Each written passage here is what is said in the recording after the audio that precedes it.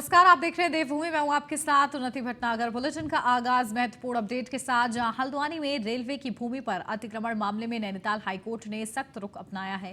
High court ने अतिक्रमणकारियों को 1 हफ्ते के भीतर नोटिस देकर अतिक्रमण हटाने के आदेश दिए हैं। अतिक्रमण हटाने की कार्रवाई में 4300 घरों पर हथौड़ा चलेगा। ये आदेश मंगलवार को न्यायमूर्ति शरद शर्मा और न्यायमूर्ति आरसी खुल्बे की खंडपीठ ने दिए। इससे पहले यानी 1 नवंबर को हुई सुनवाई में खंडपीठ ने फैसला सुरक्षित रख लिया था, जिस पर आज फैसला सुनाया है। बता दें कि इससे पहले हुई सुनवाई के दौरान अतिक्रमणकारियों की तरफ से कहा गया है कि उनका पक्ष रेलवे ने नहीं सुना था, इसलिए उनकी भी सुनवाई का मौका दिया जाए, जिस पर रेलवे की तरफ से कहा गया कि रेलवे ने सभी अतिक्रमणकारियों को पीपी एक्ट के तहत नोटिस जारी कर सुना है। वहीं राज्य सरकार की ओर से कहा गया है कि यह राज्य सरकार की भूमि नहीं है, यह रेलवे की भूमि है। याचिकाकर्ता की ओर से कहा गया है कि कोर्ट के बार बार आदेश होने के बाद भी अतिक्रमण नहीं हटाया गया। पूर्व में कोर्ट ने सभी अतिक्रमणकारियों से अपनी अपनी आपत्ति पेश करने को कहा था। कोर्ट ने सभी आपत्तियों और पक्षकारों को सुनने के बाद आज मामले में फैसला सुनाया है।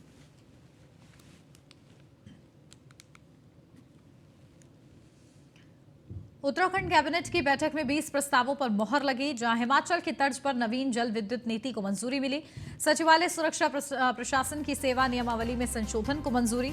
राज्य भर में 20 आईटीआई को मॉडल बनाने को मंजूरी। कैदियों को पेरोल लिए जाने का अधिकार जिलाधिकारी को दिया गया है। उत्तराखंड राज्य लॉजिस्टिक नियमावली को कैबिनेट की मंजूरी। मुख्यमंत्री पुष्कर सिंह धामी की अध्यक्षता में मंगलवार को उत्तराखंड कैबिनेट की बैठक हुई। इस बैठक में 20 प्रस्तावों पर मोहर लगाई गई है। बैठक में मुख्य रूप से नवीन जल विद्युत नीति प्रस्ताव पर मोहर लगी है। साथ ही सचिवालय प्रशासन में 90% पद सीधी भर्ती से भरे जाने का फैसला भी लिया गया है। वहीं प्रदेश में अब पेरोल की अनुमति जिलाधिकारी से ही मिल सकेगी।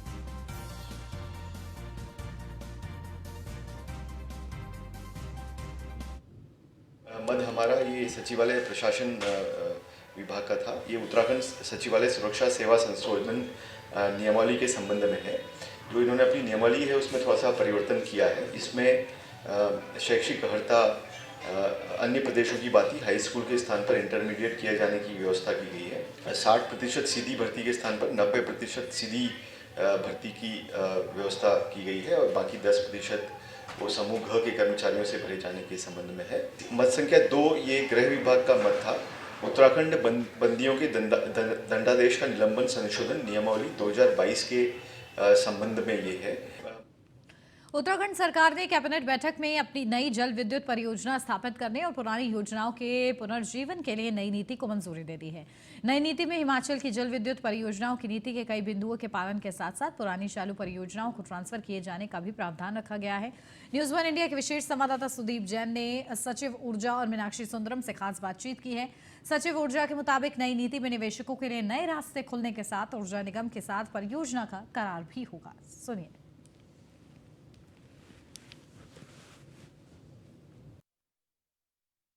राज्य सरकार ने आज से अपनी नई हाइड्रो पॉलिसी को कैबिनेट बैठक में मंजूर करा दिया है और सचिव ऊर्जा आर मीनाक्षी सुंदरम साहब हमारे साथ हैं, जिन्होंने इस पूरी पॉलिसी को ड्राफ्ट किया। ये यूजर फ्रेंडली हो, लोग निवेश करें, राज्य को आर्थिक रूप से संसाधन बढ़े और ऊर्जा के नए स्रोत मिले। हमारे साथ बात करने के लिए सुंदरम साहब हैं।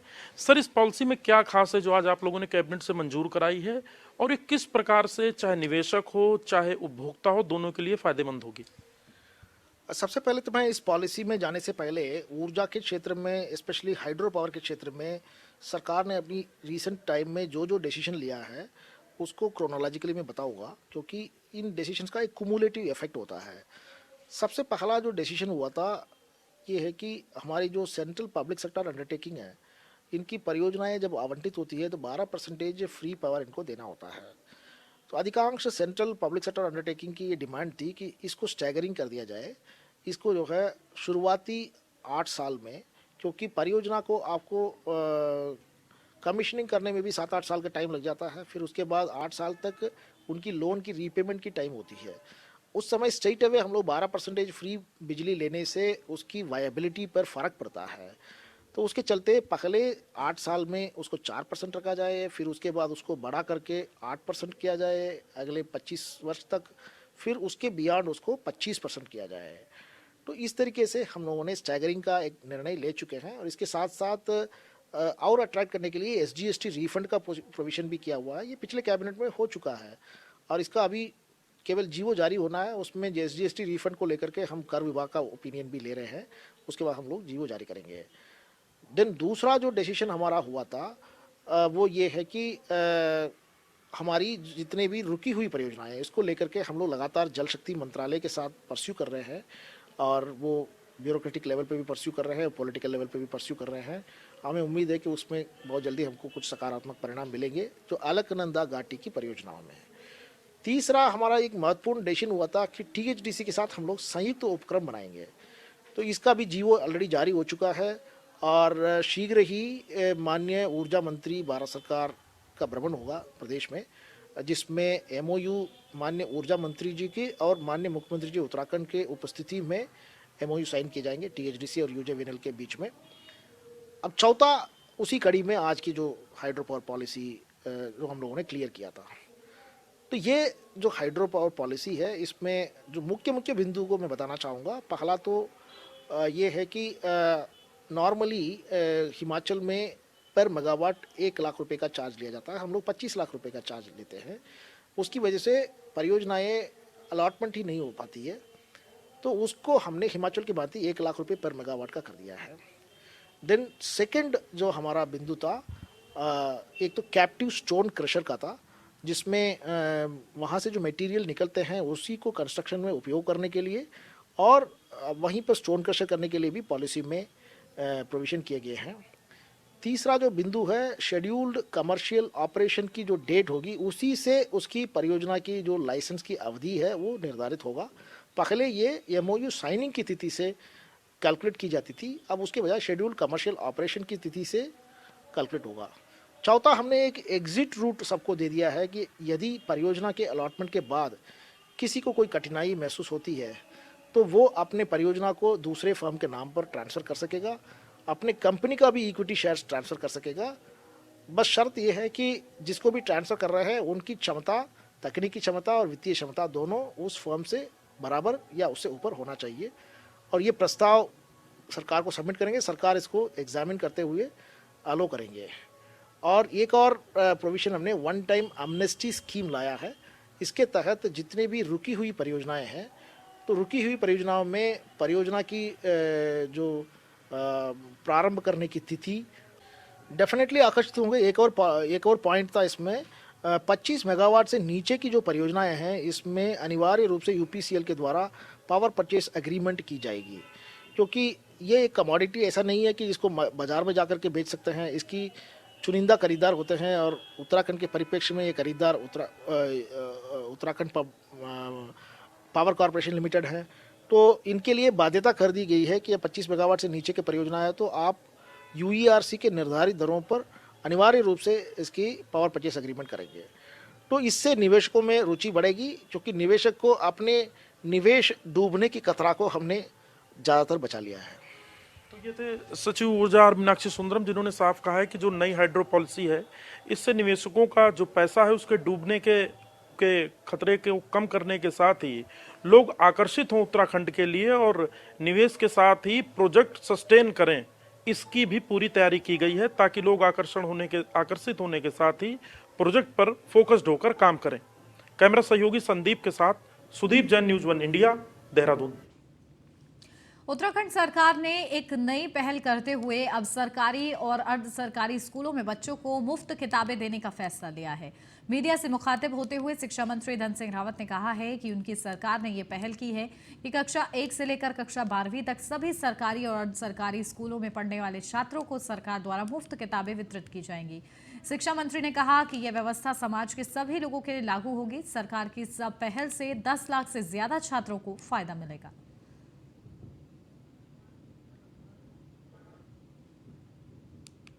सरकार ने अभी तक कक्षा 8वीं तक के बच्चों को निःशुल्क कॉफी, किताब और भोजन भी दिया जाता था, और कक्षा 9 से लेकर 12वीं तक के जो अनुसूचित जाति के बच्चे हैं खाली उनको किताबें फ्री दी जाती थी। अब हमारी सरकार ने एक ऐतिहासिक निर्णय लिया है कि कक्षा 1 से लेकर 12वीं तक, चाहे सामान्य का बच्चा हो, चाहे अनुसूचित जाति का बच्चा हो, चाहे पिछड़ी जाति का बच्चा हो, चाहे ओबीसी का बच्चा हो, कोई भी बच्चा जो स्कूल में पढ़ता है सरकारी स्कूलों में, उनको सबको अब निःशुल्क किताबें दी जाएंगी। और साथ में जो एडेड कॉलेजों के बच्चे हैं जिनको कि सरकार वेतन देती है एडेड कॉलेजों को, उनके बच्चों को भी सबको अब निःशुल्क किताबें दी जाएंगी। और मुझे लगता है कि इससे लगभग 10 लाख से ज़्यादा उत्तराखंड सरकार की कैबिनेट बैठक में मंगलवार को दूसरा सबसे अहम मुद्दा राज्य सरकार के मसूरी में संपन्न हुई चिंतन बैठक के 25 बिंदुओं को कैबिनेट के सामने रखा गया है। अब इन बिंदुओं पर संबंधित विभाग सीधे शासनादेश जारी कर सकेंगे। इन शासनादेशों के लिए सीधे सीएम पुष्कर सिंह धामी को अधिकृत कर दिया गया है। इन शासनादेश को जारी करने के लिए संबंधित विभाग प्रक्रिया का पालन कराएंगे। अहम बिंदु अब कृषि, उद्यान, मत्स्य पालन, मुर्गी पालन जैसे विभागों का एक आदेश जारी होगा। एजुकेशन डिपार्टमेंट जैसे उच्च माध्यमिक, हायर व कौशल विभाग को एक ही छत के नीचे लाया जाएगा। चिंतन शिविर के जितने भी बिंदु हैं उसमें 25 बिंदु शॉर्टलिस्टिंग किए गए थे, जिसमें माननीय मंत्रिमंडल के सैद्धांतिक स्वीकृति के साथ साथ उसकी अंतिम प्रस्ताव प्रशासनिक विभाग के द्वारा बनाया जाएगा और परामर्श विभागों को ओपिनियन लेते हुए प्रक्रिया को फॉलो करते हुए माननीय मुख्यमंत्री जी से अनुमोदन लेकर के उसका जीवो जारी करेंगे। तो ये 25 प्रस्ताव प्रस्तुतिकरण के बाद माननीय मंत्रिमंडल ने सैद्धांतिक सहमति दे दी और अंतिम अनुमोदन के लिए माननीय मुख्यमंत्री जी को अधिकृत कर लिया। ब्रेक के बाद स्वागत है आपका न्यूज़ 1 इंडिया में। बढ़ते हैं आगे खबरों के सिलसिले में, जहां दिल्ली दौरे पर है उत्तराखंड के मुख्यमंत्री पुष्कर सिंह धामी। सीएम की केंद्रीय स्वास्थ्य और शिक्षा मंत्री से मुलाकात प्रस्तावित है, जहां बीजेपी नेताओं को दायित्व दिए जाने पर भी आलाकमान से चर्चा संभव बताई जा रही है। बेहद ही ज्यादा महत्वपूर्ण सीएम पुष्कर सिंह धामी का ये दौरा है, जिस दौरान संभावना है कि वो बीजेपी नेताओं से मुलाकात करते हुए आलाकमान से मुलाकात करते हुए बीजेपी नेताओं को किस तरीके से दायित्व दिए जाएं, इसको लेकर चर्चा कर सकते हैं। 25 दिसंबर को पूर्व प्रधानमंत्री स्वर्गीय अटल बिहारी वाजपेयी के जन्मदिन के मौके पर उत्तराखंड में सभी जिलों में ग्राम चौपाल आयोजित की गई है।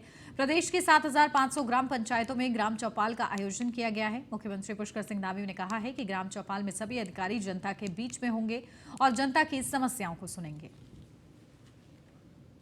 अटल जी का जो जन्म दिवस है वो सुशासन दिवस के रूप में मनाया जाएगा। उसमें मौके पर ही लोगों की समस्याओं का समाधान हो, चौपाल के माध्यम से, जनसंवाद के माध्यम से।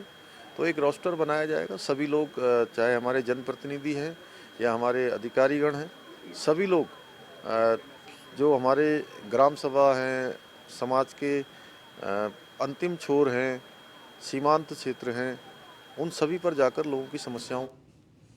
उत्तराखंड में दवा माफिया का इस कदर बोलबाला है कि वे नियम को भी ताक पर रखकर अपनी मनमानी करने पर उतारू हैं। आलम यह है कि ब्लैक लिस्टेड दवा को भी उत्तराखंड में सप्लाई किए जाने की तैयारी की जा रही थी।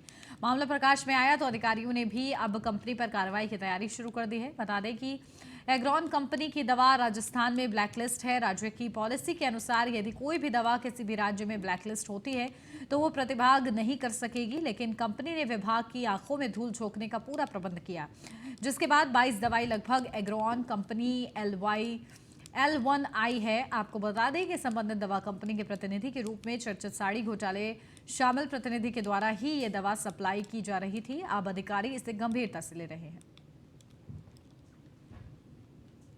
एग्रॉन का एक एफिडेविट है कि उसमें ये लिखा है कि मैं ब्लैक लिस्टेड नहीं हूँ। उसके इस एफिडेविट पर हम कार्रवाई कर रहे हैं। जैसा कि हमें पता चला है कि वो कंपनी की एक दवाई कुछ स्टेट्स में डिबार है, तो उसमें हम उनको नोटिस दे रहे हैं कि आपका ऐसा एफिडेविट क्यों पास।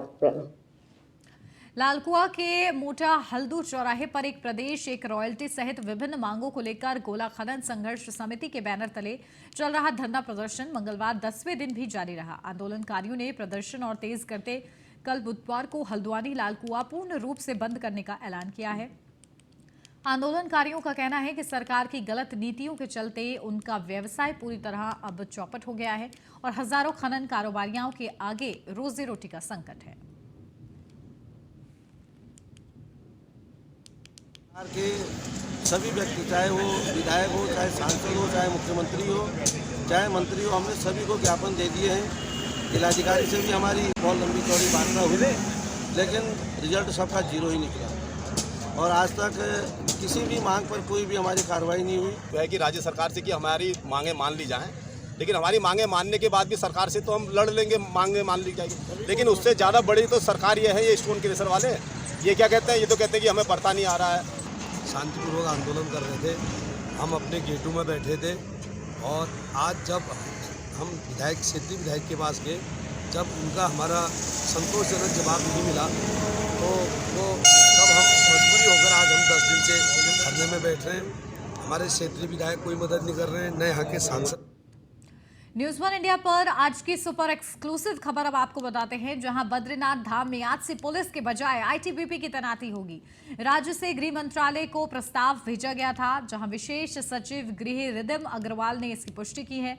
बद्रीनाथ धाम में 2 कंपनी आईटीबीपी मंजूर हुई हैं।